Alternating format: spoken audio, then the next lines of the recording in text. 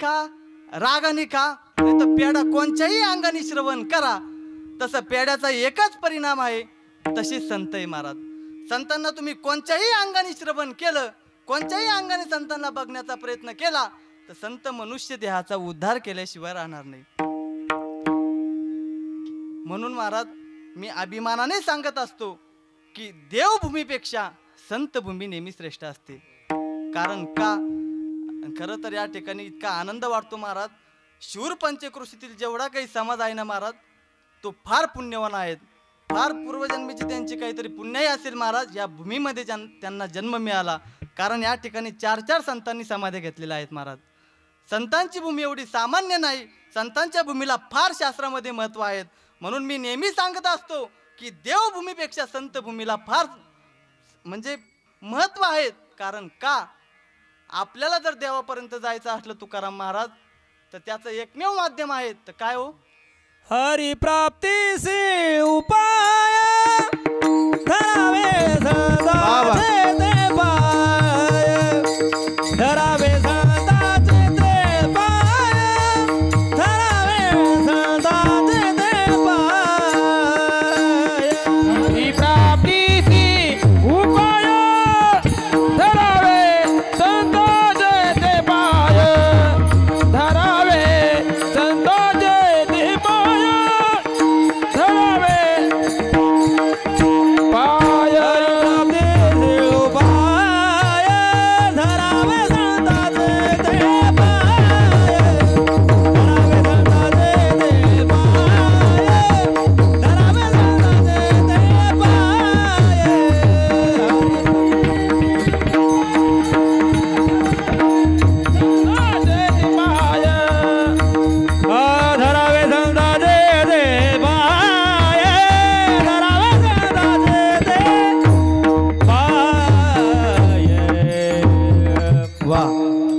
महाराजांनी सुंदर प्रमाण दिलं.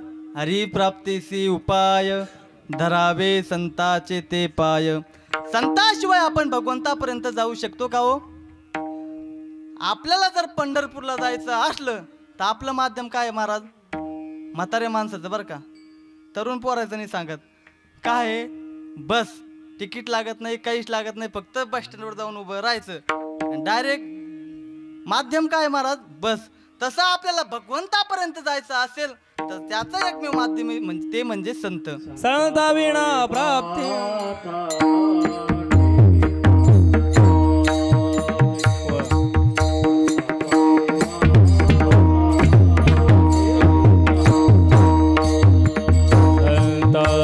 पायी माता देविता सद्भावे, संता पायी माता देविता सद्भावे.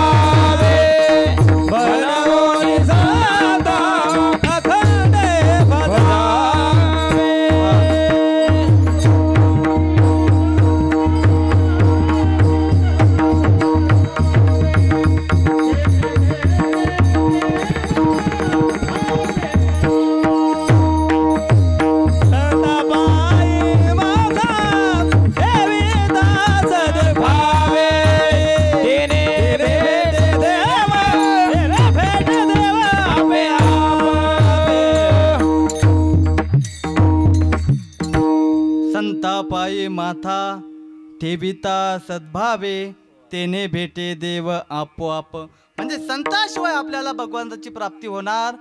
अख्ख्या भारत देशामध्ये महाराष्ट्राला महाराज संत भूमी म्हणून ओळखलं जातं. म्हणून संतांविषयी बोलत असताना आपल्याला शास्त्रामध्ये दोन दृष्ट्या सांगितल्या ऐका. एक दृष्टी सांगितली श्वान दृष्टी, एक दृष्टी सांगितली शार्दूल दृष्टी. श्वान दृष्टी म्हणजे आपली दृष्टी बरं का. तुम्हाला समजून सांगतो श्वान दृष्टी म्हणजे काय का. तुम्ही एखादा छोटासा दगड घ्या आणि कुत्र्याला मारा. ते कुत्र काय करतो सचिन महाराज, कुत्र दगडाच्या पाठीमागे पडत जात आहे की नाही. तसं आपलं जीवाचं असतं महाराज. आपण जन्मल्यापासून तर आतापर्यंत आपल्या इच्छा गरजा आकांक्षा पूर्ण करत जातो, म्हणजे मनाच्या पाठीमागे धावत जातो. याला म्हणतात श्वान दृष्टी. पण संतांची दृष्टी सांगत असताना शास्त्रामध्ये सांगितलं शार्दूल दृष्टी. शार्दूल दृष्टी म्हणजे काय, तुम्ही तोच दगड घ्या आणि वाघाला मारा. म्हटले महाराज तुम्ही काही सांगता, वाघाला दगड मारा. वाघ दिसल्यावर काय काय होतं म्हटले, तुम्ही दगड मारायला लावता. दगड मारू नका, प्रयत्न करून बघा. वाघ दगडाच्या पाठीमागे पळतो का हो. वाघ दगडाच्या पाठीमागे कधीच पळत नाही. उलट वाघ विचार करतो दगड आला कुठून, आहे का नाही. याला संतांची दृष्टी म्हणतात, संतांचं जीवन म्हणतात. संत आपल्या मनाच्या पाठीमागे कधी धावत नाही. संत आपल्या इच्छा कधी पूर्ण करत नाही. संत आपल्या अपेक्षेच्या पाठीमागे धावत नाही. उलट संत विचार करतात मला इच्छा निर्माण का झाली, मागणी निर्माण का झाली, किंवा दुःख निर्माण का झालं, त्या दुःखाला तिथंच संपवणं याला संतांचा व्यवहार म्हणतात. विठ्ठल विठ्ठल विठ्ठल विठ्ठल विठ्ठल. पण ऐका, मनुष्य जात निर्माण झाल्यापासून तर आतापर्यंत प्रत्येक माणसाला एका गोष्टीची नितांत गरज आहे. कशाची हो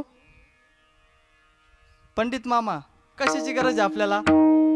मनुष्य जात निर्माण झाल्यापासून तर आतापर्यंत प्रत्येक माणसाला एका गोष्टीची नितांत गरज आहे. भलेही आपले क्षेत्र भिन्न भिन्न असले, कोणी आस्तिक असेल, नास्तिक असेल, दुराचारी असेल, रोजगार असेल, शेतकरी असेल, वकील असेल, डॉक्टर असेल, कोणीही असेल, पण प्रत्येक माणसाचा शेवटचा मुद्दा एक असेल, एका गोष्टीची माणसाला नितांत गरज आहे.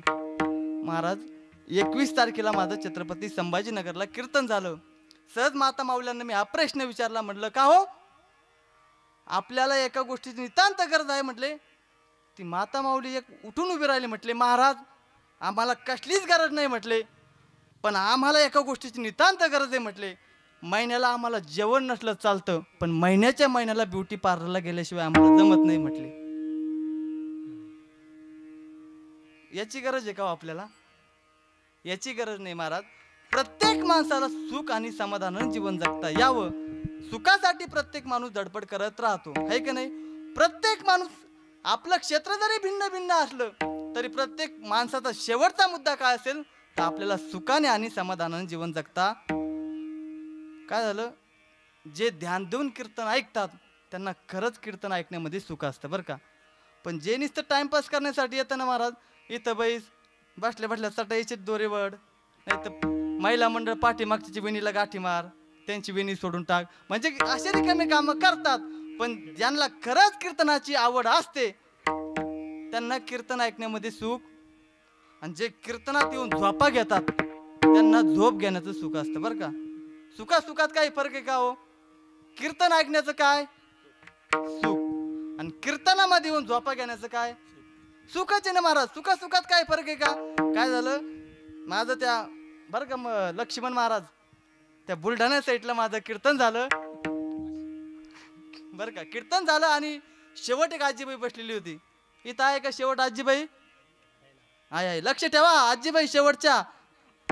तिथं माझ्या कीर्तनात एक शेवटच्या, हा हात वर केला तुम्ही बरोबर, तिथं माझ्या एका कीर्तनामध्ये शेवटची आजीबाई बसलेली होती. तिनं काय केलं, कीर्तन संपलं आणि डायरेक्ट माझ्याकडे पळत आली आणि मला 5,000 रुपये दक्षिणा दिली. आता तुम्ही हात वर केलता ना, आता तुम्हाला जे द्यायचे ते द्या, असं काही म्हणणार नाही मी. त्यांनी मला 5,000 रुपये दक्षिणा दिली. 5,000 रुपये मी म्हटलं आजीबाई मला दक्षिणा नका, कशासाठी दक्षिणा देतात. म्हटले नाही नाही महाराज हे घ्या. म्हटलं आजीबाई दक्षिणा कशासाठी देतात. म्हटले महाराज हे तुम्हाला 5,000 रुपये घ्यावंच लागेल. आजीबाईने बळजबरी माझ्या खिशात 5,000 रुपये घातले आणि परत निघाली. परत निघाली. मी म्हटलं आजीबाई 1 मिनिट. म्हटले बोला महाराज. म्हटलं आजीबाई ठीक आहे, तुम्ही मला 5,000 रुपये दक्षिणा दिले, पण तुम्हाला नेमकं कीर्तनामधलं काय आवडलं? आमच्या तुकाराम महाराजांनी, सचिन महाराजांनी एवढा सुंदर सारंग राग गायला, तुम्हाला त्यांचं नोटेशन आवडलं का? त्यांची चाल गाणं आवडली का? आजीबाई म्हटले महाराज मला याच्यातलं काहीच कळत नाही, मला काहीच कळत नाही म्हटलं याच्यातलं. म्हटलं मग आमच्या रोहित महाराजांनी किती सुंदर मृदंग वाजवला, किती सुंदर चक्रधार वाजवले, किती सुंदर मुखडे वाजवले, किती सुंदर तुकडे वाजवले, त्यांचं मृदंग वादन आवडलं का? आजीबाई म्हटले महाराज तुम्हाला सांगितलं ना मला याच्यातलं काही कळत नाही. म्हटलं मग माझ्या कीर्तनामधला तुम्हाला एखादा सिद्धांत दृष्टांत आवडला का? म्हटले महाराज खरं सांगू का, तुमचं कीर्तन तर आम्हाला अजिबात आवडलं नाही. म्हटलं चाल आवडली नाही, मृदंग वादन आवडला नाही, माझं कीर्तन आवडलं नाही, तरी 5,000 रुपये दक्षिणा. आजीबाईला म्हटलं तुमचे पाय कुठे? तुमच्यासारखे श्रोते आमच्या दर कीर्तनात हजर असायला हवे. काहीच आवडलं नाही तरी 5,000 रुपये दक्षिणा महाराज. म्हटलं आजीबाई ते विनोदाचा भाग सोडून द्या. म्हटलं तुम्ही हे 5,000 रुपये दक्षिणा मला का दिले तेवढं सांगा म्हटलं फक्त. म्हटले महाराज खरं सांगू का? म्हटलं सांगा. सांगू का? सांगू का नको? मग ती आजीबाई असं म्हटली, तुम्हाला नाही विचारत मी. आजीबाई म्हटली महाराज खरं सांगू का? म्हटलं हा सांगा.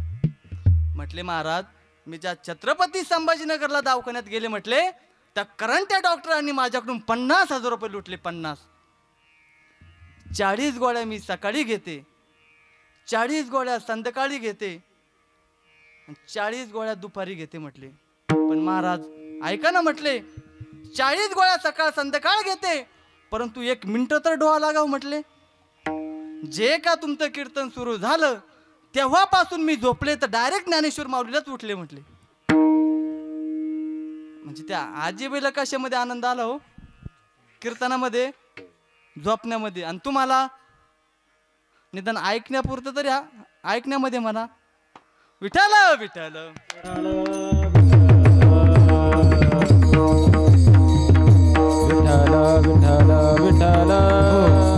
पण प्रत्येक माणसाचा शेवटचा मुद्दा काय असेल तर आपल्याला सुखाने आणि समाधानाने जीवन जगता यावं. हेची करी हाव संसारिक, हेची करी हाव संसारिक, हेची करी हाव संसारिक, हेची करी हाव संसारिक. गावे गावे बरे असावे सदैव, हेची करी हाव संसारिक, हेची करी हाव संसारिक. गावे गावे बरे असावे सदैव, हेची करी हाव संसारिक, हेची करी हाव संसारिक. सचिन महाराजांनी सुंदर प्रमाण दिलं. ल्यावे खावे बरे असावे सदैव, हेची करी हवं संसारी. प्रत्येक माणसाचा शेवटचा मुद्दा काय असेल तर आपल्याला सुखाने आणि समाधानाने जीवन जगता यावं. पण महाराज आपल्याला सुख भेटतं का हो या संसारामध्ये? संसारामध्ये सुख भेटतं का? वेदांताच्या सरणीनुसार सांगायचं झालं तर आपल्याला असं सुख पाहिजे महाराज, आत्यंतिक दुःखाची निवृत्ती आणि परमानंदाची प्राप्ती. मग आपल्याला परमानंद असणारं सुख मिळतं का हो? कधीच मिळत नाही महाराज. कारण का? आपण विषयामध्ये सुख शोधत बसतो. विषय अल्प असल्या कारणाने आपल्याला आनंद सुद्धा तितक्याच पद्धतीचा होतो. म्हणून आपल्याला परमानंद असणारं सुख भेटत नाही. त्याचं कारण आहे आपण विषयामध्ये सुख शोधत बसतो. तुकोबराय सांगतात, विषय सेविता कोण तृप्त झाला, इंधने निमाला अग्नी जेवी. मग का हो?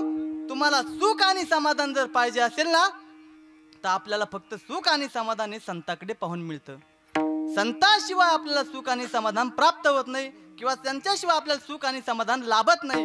माऊली एका ओळीमध्ये सुंदर सांगतात ऐका, तैसे हरपले आपण पै पावे,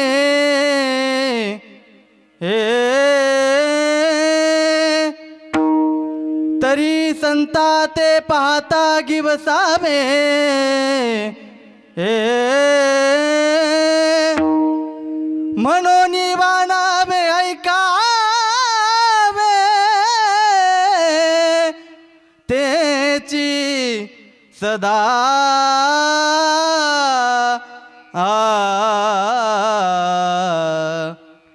आपल्याला खरं आणि सुख आणि समाधान जर पाहिजे असेल तर ते फक्त संताकडे पाहून मिळतं. ऐका, संत आणि कीर्तन जर बाजूला केलं तर आपल्याला सुख आणि समाधान कुठंच लाभणार नाही. आता तुम्ही सर्वजण या ठिकाणी येऊन बसलात, तुमच्या पाठीमागे लाखो दुःख असतील महाराज, लाखो, किती म्हटलं मी, लाखो करोडो दुःख तुमच्या पाठीमागे असतील, परंतु 2 तास या ठिकाणी बसल्यानंतर कुणाला दुःखाची आठवण होते का हो?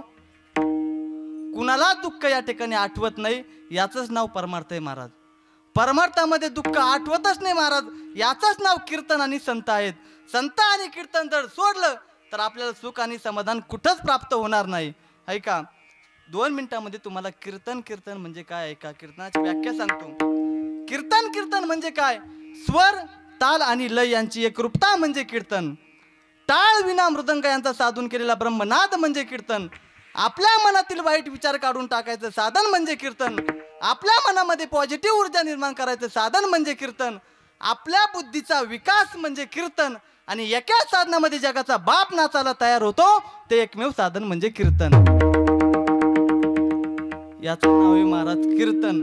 जगद्गुरु तुकोबरा याच्याही पुढे जाऊन सांगतात कीर्तन म्हणजे काय.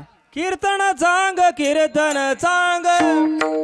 होयांग हरी रूप, होयांग हरी रूप, होयांग हरी रूप.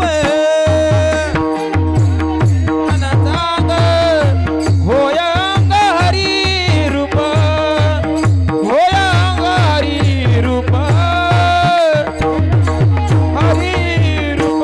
कीर्तन चांग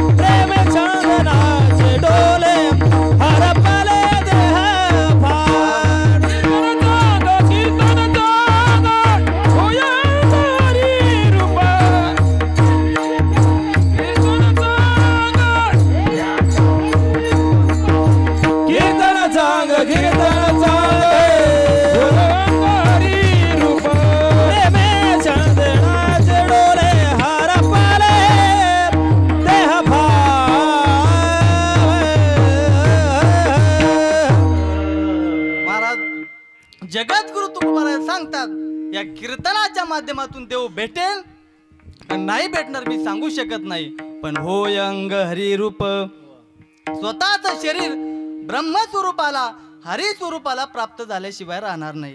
याच्याही पुढे जाऊन जगद्गुरु तुकोबरा सांगतात ब्रह्मीभूत काया होतसे संसारी, भाग्य तरी ऋणी देवा ऐसा. महाराज जगद्गुरु तुकोबरांना सांगितलं ब्रह्मीभूत काया होतसे कीर्तन आहे की नाही. आणि याच्याही व्यतिरिक्त एखादं साधन असतं तर जगद्गुरु तुकोबरा म्हटले असते ब्रह्मीभूत काया होतसे संसारी आहे की नाही. पण संसार शब्द या ठिकाणी वापरला नाही तर कीर्तन शब्द या ठिकाणी वापरला. पण सांगू का तुम्हाला, संत बाजूला केले कीर्तन बाजूला केलं तर या जगामध्ये हाकार माजेल महाराज. संत परंपरा या महाराष्ट्रामध्ये आहेत, कीर्तन परंपरा या महाराष्ट्रामध्ये आहेत, म्हणून आज 99% समाज चांगला आहे महाराज. कीर्तन जर बाजूला केलं, संत जर बाजूला केलं ना, लोक काय काय करतील ते या ठिकाणून न सांगितलेलं बरं. सांगू तुम्हाला, संत जर सोडले, कीर्तन जर सोडलं, आपल्याला सुख आणि समाधान कसंच प्राप्त होणार नाही. माऊलींच्या भाषेमध्ये सांगायचं झालं तर ऐका, सुंदर दृष्टांत देतो माऊली. एका ओळीमध्ये आपल्याला दृष्टांत देतात. काय झालं, एका उन्हाळ्याच्या दिवसामध्ये म्हणजे आताच्या दिवसामध्ये बरं का, या दिवसामध्ये एक मनुष्य नांगरटीच्या कडेनं चालला होता. नांगरटी कळते का हो इकडं, कळते ना? हा, बाबा लगेच दाखवता इथं आहे बी जवळ आहे की नाही. नांगरटी नाही, भाषेचा फरक असतो म्हणून विचारलं. काय असतं, माझी भाषा तुम्हाला कळायला पाहिजे, नाही तर 2 तास मी बोलून जायचं तुम्ही म्हणायचं महाराज आम्हाला काहीच कळालं नाही. असं व्हायला नको. पिंडे पिंडे मतिर भिन्ना पुंडे पुंडे नवम पया, जातो जातो नवम जरा भिन्ना वाणी मुखे मुखे. म्हणजे तालुका बदलला की भाषा बदलत असते, जिल्हा बदलला की भाषा बदलत असते. नवे नवे आपलं शिरूर बाजारचं गाव आहे. ज्यांना जर नवीन भाषा ऐकायच्या असल्या तर त्यांनी फक्त रविवारी बाजारामध्ये यायचं. अनेक भाषिक आपल्या लोक त्या ठिकाणी बघायला मिळतात. म्हणजे महाराज तुमच्या ओळखीचा आहेत, घरचा आहेत, म्हणून तुम्हाला एक सुंदर म्हणजे साधा प्रश्न विचारतो बरं का. आपल्या घरच्यासारखं उत्तर द्यायचं. आपल्याकडे लेकीच्या नवऱ्याला काय म्हणतात तो? झाले नाही का इकडे कुणाचं? काय म्हणतात सचिन महाराज? जवळ आहे का नाही? पण तुम्ही जर त्या वरच्या भागामध्ये गेला ना महाराज थोडं, तिकडं काय म्हणतात सांगू का? तिकडं म्हणतात महाराज हलकट. तुम्ही म्हणाल महाराज हलकट कस काय हो? म्हटलं तुम्ही त्याला काही देऊन बघा, म्हटले ते घेऊन गेल्याशिवाय राहत नाही. तुम्ही गाय द्या नेतय, म्हैस द्या, काही देऊन बघा महाराज, तुम्ही नाही म्हणता का हो? म्हणून म्हणतात. म्हणजे आता माझी भाषा तुम्हाला अगदी चांगली कळायला लागली. आता 5 वाजेपर्यंत जरी कीर्तन आपण केलं तरी कोणी उठणार? तुम्ही म्हणाल महाराज तू 5 वाजेपर्यंत थांबच, फक्त इथं बघतो म्हटले तुझ्याकडे, आहे की नाही? कुठपर्यंत विषय आला होता सचिन महाराज आपला? नांगरटीपर्यंत, आहे की नाही? लवकर आपल्या नांगरटीवर आपण आलं पाहिजे. उन्हाळ्याच्या दिवसामध्ये एक मनुष्य नांगरटीच्या कडेनं चालला होता. माऊली सुंदर ओवी सांगतात, दृष्टांत देतात. तेजा आणि उखिरा बेटी झाली या बिरा, मृग जळाची शिरा रूप होय.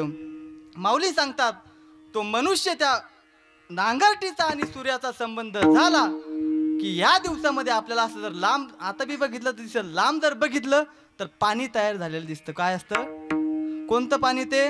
आपण तहान लागल्यावर अंड्याचे हांडे भरून आणतो, आहे की नाही? त्याला शास्त्रीय भाषेमध्ये काय म्हणतात? मृगजळ. मग त्या माणसाने काय केलं महाराज? आणखी गावाकडे गेला, आपली 5 एकर शेती नांगरट केली. किती? 5 एकर शेती नांगरट केली. 2.5 एकर साळी लावली, 2.5 एकर केळी लावली. गावातले लोक म्हणायला लागले, का रे बाबूराव, आपल्या गावात टँकरनं प्यायला पाणी म्हटले, आणि तुझ्या साळीला आणि केळीला तू पाणी आणणार कुठून? म्हटले महाराज सोपं आहे, शेजारच्या नांगरटीतून पाईपलाईन केली म्हटले. त्या पाण्यावर साळी केळी येईन का हो? माऊली सांगतात, अरे मूर्खा, ते पाणी साळी केळी लावीसी काही, तसं त्या पाण्यावर साळी केळी येत नाही. तसं इतर साधनात फक्त सुख दिसतं. असतं का? अजून सोपं करून सांगतो ऐका.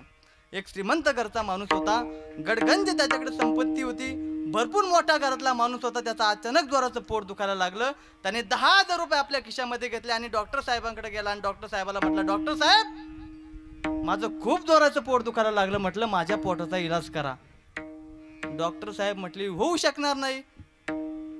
तो श्रीमंत घरचा असल्या कारणाने तो म्हटला, डॉक्टर साहेब तुम्हाला मी 20,000 रुपये देतो, 20, पण माझ्या पोटाचा इलाज करा. म्हटले फार जोराचं पोट दुखायला लागलं. डॉक्टर साहेब म्हटले होऊ शकणार नाही. तो म्हटला, डॉक्टर साहेब तुम्हाला माहिती का मी कोण आहेत? अहो डॉक्टर साहेब तुम्हाला मी 50,000 रुपये देतो, 50, पण माझ्या पोटाचा इलाज करा. डॉक्टर म्हटले, अरे तुम्हाला 1,00,000 रुपये जरी दिले तरी तुझ्या पोटाचा इलाज. तो म्हटला डॉक्टरला, डॉक्टर नेमकं तुम्ही डॉक्टरच आहात का?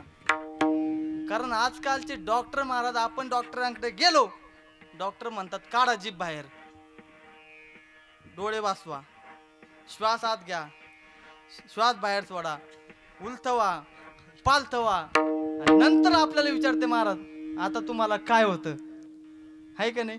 मग त्याच साहजिक की त्यांनी डॉक्टरांना प्रश्न विचारला, मला डॉक्टर साहेब तुम्ही नेमकं डॉक्टरच आहात का? तो म्हटला हा मी डॉक्टरच आहे, फक्त फरक एवढा आहे म्हटले मी जनावरच आहे. होईल का हो आपल्या पोटाचा इलाज? आपल्या पोटाचा इलाज होण्यासाठी डॉक्टर कसला पाहिजे? माणसाचा. अगदी तसंच तुम्हाला सुख आणि समाधान पाहिजे ना महाराज? मग या ठिकाणी सुखाचे आणि समाधानाचे फक्त 2 डॉक्टर आहेत. एक जगद्गुरु तुकोबाराय आणि एक संत ज्ञानोबाराय. हे 2 डॉक्टर म्हणजे संत आणि कीर्तन जर बाजूला केलं तर आपल्याला सुख आणि समाधान कुठंच प्राप्त होणार नाही. आणि हे संत आणि कीर्तन व्यतिरिक्त आपण जर सुख घेण्याचा प्रयत्न करत असाल तर जनावराच्या डॉक्टराकडून माणसाला इंजेक्शन दिल्यासारखं आहे. म्हणून संतांचे आपल्यावरती फार मोठे उपकार आहेत. विठ्ठला विठ्ठला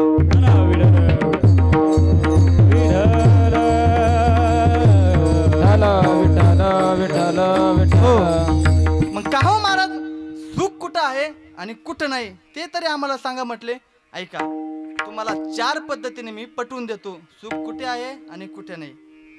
वारकरी संप्रदायामधले जे जे संत आहेत आपले, प्रत्येक संतांच्या प्रमाणाचा आपण आशय घेतला तर संसार कसा आहे तुकाराम महाराज? कोणत्याही संतांचं प्रमाण घ्या, संसार कसा आहे? दुःख बांधवडी आहे हा संसार, सुखाचा विचार नाही, सुखाचा विचार नाही कोठे. दुःख बांधवडी सुखाचा विचार नाही कोठे, सुखाचा विचार नाही कोठे. दुःख बांधवडी आहे हा संसार, सुखाचा विचार नाही गोडे. आहे हा संसार, सुखाचा विचार नाही गोडे. वारकरी संप्रदायामधले कोणत्याही संतांचं आपण प्रमाण घेतलं तर संसार कसा आहे? दुःख बांधवडी आहे हा संसार, सुखाचा विचार नाही कोठे. परंतु ऐका, ज्यांना प्रमाण कळत नाही त्यांच्यासाठी शास्त्रामध्ये अनुमान प्रमाण सांगितलं. तसे 6 प्रमाण शास्त्रामध्ये सांगितले: शब्द प्रमाण, अनुमान प्रमाण, अनुपलब्धी प्रमाण, अर्थापत्ती प्रमाण आणि उपमान प्रमाण. असे 6 प्रमाण शास्त्रामध्ये सांगितले. ज्यांना प्रमाण कळत नाही त्यांच्यासाठी अनुमान प्रमाण. अनुमान प्रमाणाचा सोपा सिद्धांत आहे काय? यत्र यत्र धुमो तत्र तत्र वन्ही. म्हणजे जिथे जिथे धूर असला तिथे तिथे अग्नी हा असलाच पाहिजे. अग्नीशिवाय दूर होतो का हो? मग ज्या अर्थी या संसारामध्ये लोक वरडतात, कणतात, कुचतात किंवा आता कसं होईल म्हणतात, त्या अर्थी या संसारातले लोक सुखी आहे का दुःखी आहे हो? दुःखीच आहे ना. याला म्हणतात अनुमान प्रमाण. ज्यांना प्रमाण कळत नाही, ज्यांना अनुमान प्रमाण कळत नाही त्यांच्यासाठी शास्त्रामध्ये युक्तिवाद सांगितला. युक्तिवाद म्हणजे काय? मोठ्याचा संसार निहाळायचा, त्याचं फळ बघायचं आणि मग आपण संसार करायचं. महाराज, संसारामध्ये फळ नसतंच, संसारामध्ये काशी फळ असतं. संसारामध्ये काय? त्या साधकाने जगद्गुरु तुकोबरायांना विचारलं, म्हटलं तुकोबराय, मोठा म्हणजे नेमकं कोण? मोठा म्हणजे नेमकं आम्ही कुणाला मोठं समजायचं? प्रॉपर्टीवाला का, धनावाला का, जमिनीवाला का, बंगलावाला का? नेमके आम्ही मोठा आमच्या पद्धतीने नेमकं कुणाला समजायचं? जगद्गुरु तुकोबराय म्हटले, भौतिक मोठ्यापणाचा कुणालाच नाही, डायरेक्ट देवाचा संसार बघायचा आणि मग आपण संसार करायचा म्हटले. तर देवाचा संसार बघायचा म्हटलं महाराज, देव म्हटले मृत्यू लोकातले लोक लय लबाडे, नेहमी माझ्या नावाने ओढत राहता म्हटले, संसार असा आहे, संसार तसा आहे. मीही अवताराला येतो म्हटले या मृत्यू लोकांमध्ये, मीही संसार करून बघतो म्हटले आणि मग लोकांना सांगतो म्हटले. म्हणून महाराज देवाने अवतार घेण्याचं ठरवलं. दशरथ राजाच्या घरी देवाने अवतार घेतला रावण म्हणून. बरोबर का? तरी काही माता मावल्या म्हणजे महाराजांनी काहीही सांगू द्या, लोक म्हणतात खरंय खरंय, आहे का नाही? एका गावात कीर्तन झालं महाराज, त्या गावात दिशामापन माझ्याकडे नव्हतं. मी सहज हात केला, म्हटलं सूर्य पूर्वेकडून उगवला. आता इकडे कोणची दिशा आहे मला माहित नाही. मी सहज हात केला, सूर्य पूर्वेकडून उगवला. पण 2 जण आमच्या दादासारखे एकदम लक्षपूर्वक कीर्तन ऐकत होते. ते 2 जण जसे कीर्तन ऐकतात ना, मला दादा ना आमचे वाडीचे भाऊ आणखीन असे 2 जण कीर्तनात बसले होते. इतके लक्षपूर्वक कीर्तन ऐकत होते. मी इकडे हात केल्यावर ते दादाने लगेच त्यांना खुंबा मारला, म्हणे हाय ते महाराज बघ ना म्हटले, सूर्य कुणी कुणी उगवला सांगता म्हटले. ते म्हटले आय तू गप बैस म्हटला, महाराज म्हणतात ना म्हणे कधीतरी उगवला असेल म्हणे सूर्य तिकडून. म्हणजे महाराजांनी काहीही सांगू द्या, लोक म्हणतात खरंय, आहे की नाही? आता मी म्हटलं दशरथ राजाच्या घरी अवतार घेतला रावण म्हणून, तरी काही माता मावल्या दशरथ राजाच्या घरी अवतार घेतला राम म्हणून. महाराज आता राजाच्या घरी देवाचा अवतार झाल्यावर काही कमी असणार आहे का हो? राजा चाले ते वैभव सांगत आहे का नाही? राजा चाले आणि दल आले. राजाच्या घरी अवतार घेतल्यावर देवाला काहीच कमी नाही. देव म्हटले मृत्यू लोकातलेच लोक लबाडे म्हटले, नेहमी माझ्या नावाने ओढत राहता, संसार असा आहे, संसार तसा आहे, काय आनंद आहे म्हटले या मृत्यू लोकांमध्ये. देवाला म्हटलं थोडं दम मारा. पुढे चालून प्रभू रामचंद्राचा सीता मातेबरोबर विवाह सोहळा संपन्न झाला. मोठ्या थाटामाटामध्ये विवाह सोहळा संपन्न झाला. प्रभू रामचंद्राचा राज्याभिषेक होणार. तर प्रभू रामचंद्राला कुठं जावं लागलं? वनवासाला. आता नवीन लग्न झालं आणि 14 वर्षाला वनवासाला जाणं हे सुख आहे का दुःख आहे? हो, सुखाची गोष्ट घे, दुःखच आहे ना महाराज. नवीन लग्न झालं आणि वनवासाला जायचं. 14 वर्षाचा वनवास प्रभू रामचंद्राला भोगावा लागला. 13 वर्षे कसे बसे संपले. 1 वर्ष शिल्लक राहिलं. राहिलेल्या 1 वर्षामध्ये 6 महिने शिल्लक राहिले. 6 महिन्यामध्ये रावण नावाचा राक्षस आला आणि सीता मातेला घेऊन परत देवाच्या वाटेला सुख आलं का दुःख? बायको पळून घेऊन जाणं सुखाची गोष्ट आहे का? दुःखच आलं ना महाराज देवाच्या वाटेला. हनुमंत, जांबुवंत, सुग्रीव इतर माकडाच्या सहाय्याने परत सीता मातेला परत आणलं. परत देवाने वंश मोठा ऐकून संसार करायला सुरुवात केली. तितक्यात अयोध्येत कोणीतरी काडी टाकली. सीता 6 महिने वनवासात राहिली म्हटले. परत नांदायला लागला.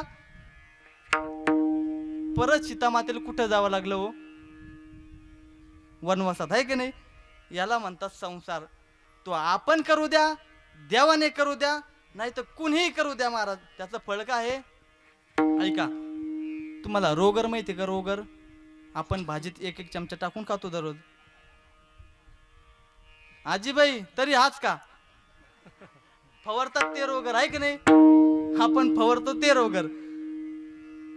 काही खेड्यातले माणसं होते महाराज, ते म्हटले महाराज रोगर जर आपण खेड्यामध्ये पिलं तरच माणसं मरतात. तेच रोगर आपण शहराच्या ठिकाणी जाऊन जर पिलं तर माणसं मरत. खरंय का होय?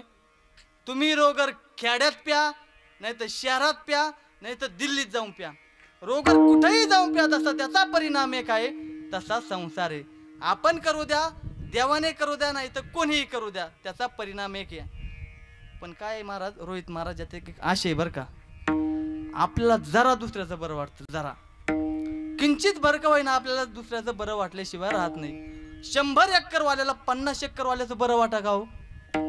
तरी म्हणतात त्याचा कापूस लय भारी झाला माझ्यापेक्षा. म्हणजे आपल्याला सवय लागली महाराज. पण घरोघरी मातीच्या चुली. तुम्हाला एक दृष्टांत सांगतो. थोडी 5G रेंज आणा. 5G आता 2G 3G 4G बंद झालं. आता 5G रेंज आणा. तुम्हाला एक दृष्टांत सांगतो, कळला तर बघा, नाही तर महाप्रसाद या ठिकाणी रेडीच आहे की नाही? काय झालं, एक शहरात राहणारी नवरा बायको होते. शहरात राहणारे नवरा बायको होते. त्यांचे कंटिन्यू भांडणं व्हायचे महाराज, कायम भांडणं. पण त्यांच्या भांडणाचं कारण सुद्धा तसंच होतं. ती बायको तिच्या नवऱ्याला इतके कामं सांगायची महाराज. ती माझ्या आओ उठा, एवढे भांडे धुवून काढा.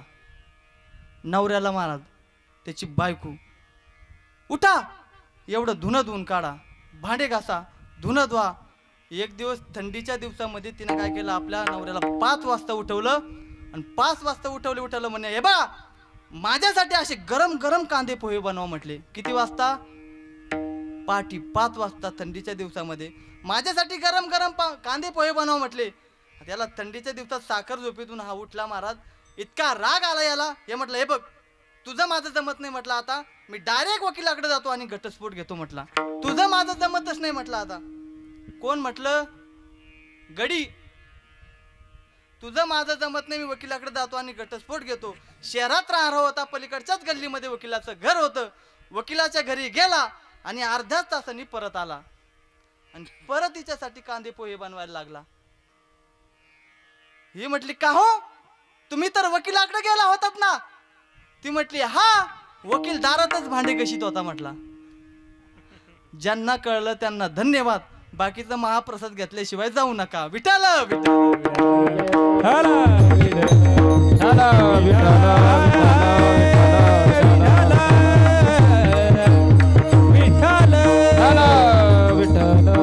मग एक साधक जगद्गुरु तुकोबारांना म्हटला, तुकोबाराय आम्हाला या मृत्यू लोकांमध्ये, या संसारामध्ये सुखाने आणि समाधानाने जीवन जगायचंय, काय करावं लागेल? साधक जगद्गुरु तुकोबारांकडे गेला आणि तुकोबारांना म्हटला, तुकोबाराय कंटाळू गाडे म्हटले या संसाराला. काय दुःख आहे म्हटले या संसारात? पदोपदी दुःख भोगावं लागतं म्हटले आम्हाला. काय दुःख आहे म्हटले या संसारामध्ये?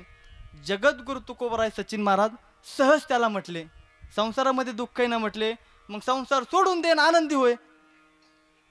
संसार सोडून दे म्हटल्यावर त्याला इतका राग आला महाराज. याच्यासाठी आम्ही वर्गणी देतो का म्हटला? याच्यासाठी आम्ही वार्षिक सभासद झालो का म्हटले? 1000 रुपये वर्गणी द्या, संसार सोडून द्या.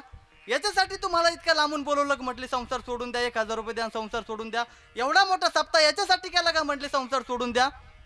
जगद्गुरु तुकोबारांना कळालं की या साधकाला राग आला म्हणून. मग जगद्गुरु तुकोबाराय त्याला सहज प्रेमाने म्हटले, बाबा नको सोडू प्रपंच, नको सोडू संसार. आम्हालाही माहिती म्हटले, आम्हालाही मुलं बाळ आहेत, आम्हालाही प्रपंच आहे, आम्हालाही संसार आहे, तुलाही प्रपंच आहे, तुलाही संसार आहे. पण एक काम तर करशील ना म्हटले, या प्रपंचामध्ये या संसारामध्ये आल्यानंतर एक काम तर करशील ना, त्या भगवान परमात्म्याची कथा आणि नामस्मरण तर करशील ना म्हटले. तू जर त्या भगवान परमात्म्याची कथा आणि नामस्मरण केलं की तुला हा संसार काहीच करणार नाही. अभंगाचं प्रथम चरण.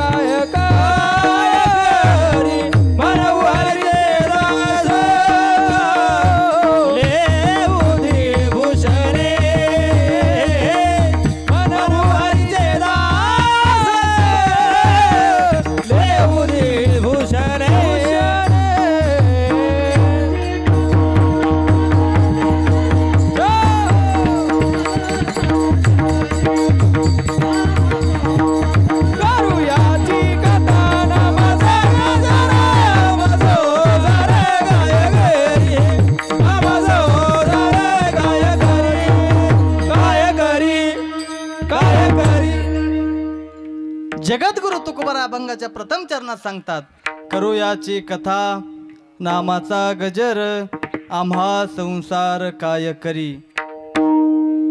जगद्गुरु तुकोबाराय सांगतात, त्या भगवान परमात्म्याची आपण कथा आणि नामस्मरण केलं की असणारा हा संसार आपल्याला काहीच करणार नाही. पण या ठिकाणी जगद्गुरु तुकोबाराय एक शब्द वापरतात, करू याची कथा. का हो, याची म्हणजे नेमकं आम्ही कथा कुणाची करायची. या ठिकाणी जगद्गुरु तुकोबारांनी काही नाम उल्लेख केलेला आहे का हो. याची म्हणजे आम्ही नेमकी कथा कुणाची करायची. मग असे जे शब्द असतात ना महाराज, यांना व्याकरणामध्ये संदिग्ध शब्द म्हणतात. मग असे जे शब्द असतात त्यांना लक्षणावृत्तीने सोडावं लागतं. लक्षणावृत्तीने म्हणजे कसं आहे का, वाक्याचे दोन अर्थ निघत असतात, एक वाच्यार्थ आणि एक लक्ष्यार्थ. पण कोणता अर्थ कुठं घ्यायचा हे आपल्याला कळालं पाहिजे. सांगू का तुम्हाला वाच्यार्थ आणि लक्ष्यार्थ कसं, दोन्हीचे अर्थ तुम्हाला सांगतो. तुम्ही सर्वजण उभे असावे आणि मी तुम्हाला सांगावं, सर्वांनी खाली बसा. उभे होते सर्वजण, खाली बसले. हा झाला बसा शब्दाचा वाच्यार्थ, आहे का नाही. मग याचा बसा शब्दाचा लक्ष्यार्थ कसा घ्यायचा आहे का. आता कीर्तन झाल्यानंतर या ठिकाणी महाप्रसादाची पंगत आहे. तुम्ही सर्वजण पंक्तीला बसणार. अगदी जे काही आयटम असतील, जे काही पदार्थ असतील ते आपण आपल्या थाळीवर घेतले, संकल्प सोडला आणि मंत्र म्हणला. वदनी कवळ घेता नाम घ्या श्री हरीचे, सहज होन होते नाम घेता फुकाचे. जीवन करी जीवित्वन हे पूर्ण ब्रह्म, उदर भरणनो हे जाणीजे यज्ञ कर्म. बोला पुंडलिक वरदे हरी विठ्ठल श्री ज्ञानदेव तुकाराम पंढरीनाथ भगवान की जय. आणि बसा. मग आता या बसा शब्दाचा अर्थ परत उभं राहायचं परत बसायचं का हो. या बसा शब्दाचा अर्थ काय, जेवायला सुरुवात करा, आहे का नाही. याला म्हणतात लक्षार्थ. वाच्यार्थ म्हणजे उभे होते खाली बसले, आणि लक्षार्थ म्हणजे जेवायला सुरुवात करा. वाच्यार्थ लक्षार्थ दोन्ही तुम्हाला का आलं? मग का हो, जगद्गुरु तुकोबाराय सांगतात करू याची कथा. याची म्हणजे नेमकं कुणाची तुम्हाला एकाच मिनिटामध्ये सांगतोय का. एका ठिकाणी माझं कीर्तन चालू होतं. कीर्तन चालू असताना महाराजांचा घसा कोरडा पडू लागला. म्हणून महाराजांनी समोर एक प्रतिष्ठित व्यक्ती बसलेला होता, त्याला सांगितलं बाबा गुळ घेऊन या. परंतु काय वाटलं, त्यांना वाटलं आपण कीर्तनाला डिस्टर्ब केल्यापेक्षा उठून जाऊन गुळ आणल्यापेक्षा बाहेर 2-4 मुलं खेळत होते त्यांना गुळ सांगावं. म्हणून त्या माणसाने काय केलं, बाहेर 2-4 पोरं खेळत होते, म्हटले बाळा दुकानात जा आणि गुळ घेऊन ये. ते पोरग लय हुशार होतं महाराज. ते तिथूनच म्हटलं बाबा कुणाच्या दुकानातून आणू. त्याचं काय चुकलं का हो, गावात 7-8-10 दुकानी, नेमकी याची उधारी कुठे या त्याला काय माहित. गावात 10-12 दुकानं होता ना महाराज. त्या बाबाने सांगितलं अरे ह्यांच्या दुकानातून घेऊन ये. आता ते पोरग जर हुशार असलं तर परत विचारणार नाही कुणाच्या दुकानातून आणून. ते माणूस पाहिन आणि बरोबर दुकानात जाईन आणि काय घेऊन येईन, गुळ. मग जगद्गुरु तुकोबाराय सांगतात अगदी तसंच बर का. जगद्गुरु तुकोबाराय सांगतात करू याची कथा. मग आपण हे बघितलं पाहिजे जगद्गुरु तुकोबाराय नेमकं कोणाच्या दुकानातले गिऱ्हाईक आहे, आणि जेणेकरून तुकोबारायची उधारी कुठे आहे याचा आपण शोध घेतला पाहिजे. सांगू तुम्हाला महाराज, जगद्गुरु तुकोबाराय ठिकठिकाणी आपल्या अभंगातून वर्णन करून सांगतात. एक गाव आम्ही विठोबाचे नाम, अनिकाचे काम नाही येथे, किंवा एक धरीला चित्ती आम्ही रकुमाईचा पती. मग आपल्याला कथा कुणाची करायची हे काल आहे का नाही. कथा हेची बरी विठोबाची.